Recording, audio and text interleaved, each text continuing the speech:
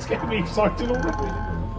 We arranged for gambler Tony Franklin to join a unique experiment by one of the world's leading experts on addiction, Professor David Nutt. No, it's a mistake. Gambling addiction is not a failure of will. It is a brain disorder which is preyed upon by the gambling industry. Honestly, I can feel my heartbeat just rising, just looking at the damn thing. Once you become addicted, it's very, very hard to stop because you've changed your brain. Addiction is a brain that has changed to become entrained to the desires of the gambling. So we're going to start the roulette task, Tony.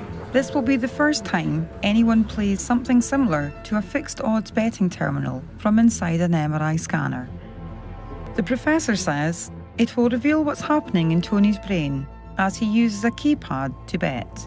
I've got £1,000 to spend. Can I spend it all on the first spin? When Tony is doing his task, when he's looking at the roulette wheel and he's making a decision to bet, parts of the brain get turned on and then they can't stop. And we think there's probably a chemical basis to that.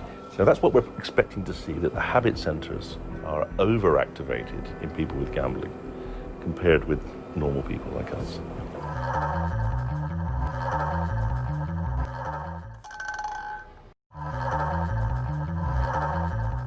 The brain's not very active. Maybe a little bit here, he's thinking at what shall I do? But it's pretty calm.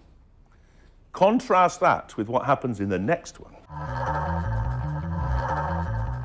And that's a huge difference from indeed there to there. Exactly. So that's in a matter of seconds as well, would it be? Exactly, or? Absolutely, yes. Okay. So here we see the visual system, the back of the brain here, intensely activated. He's watching really closely. He wants that ball bearing to come down on his colour. And now we look at the emotional regions. And these are different regions activated. This is the anterior cingulate cortex. This is the insular. And these are the two areas of the brain which make sense of emotions. They may generate the emotion he's feeling of excitement.